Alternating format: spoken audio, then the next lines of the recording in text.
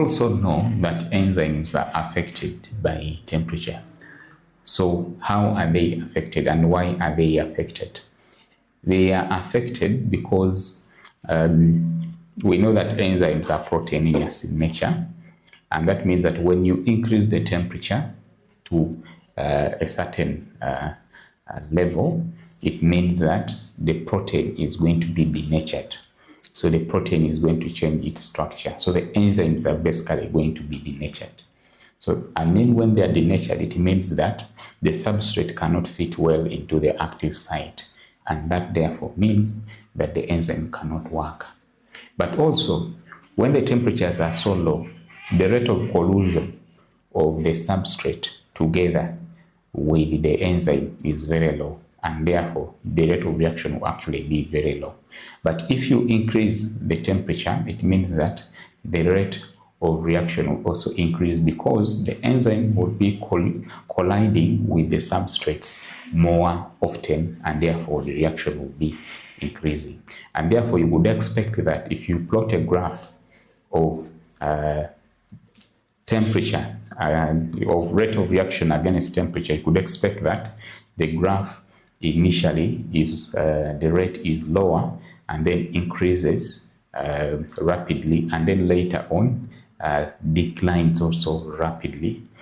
So that means that the temperature, the enzyme has a temperature at which the rate it can catalyze the rate of reaction at a faster rate, the peak temperature. Okay, but then thereafter, after the peak temperature, there is a dramatic decrease in the rate of reaction. That means that the enzyme is not definitely working because it has been denatured. So the substrates are not fitting well into the active sites. Okay, so that is what typically happens. So we'll look at this question and see whether we can be able to answer it.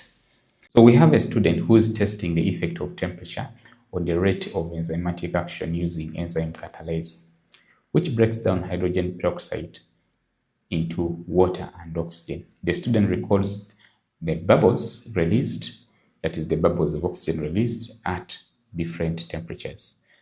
So the temperatures are at 37 degrees centigrade and then also at 70 degrees centigrade.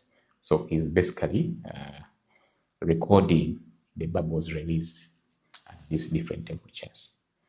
Okay, so at which temperature is the enzyme likely to work best?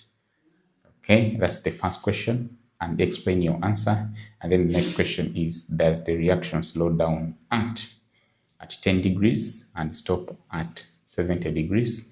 And can you basically explain why, can you explain your answer, why the reaction slows down at 10 degrees and stops at 70 degrees centigrade? Okay, so the point here is that yes, this enzyme catalase is going to work best at 37 degrees centigrade because this is the body temperature.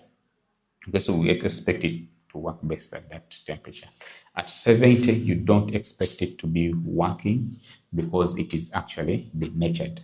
However, at 10 degrees centigrade, it can work but slowly because the rate of collusion of catalase with the substrate is, which in this case is hydrogen peroxide, is very slow.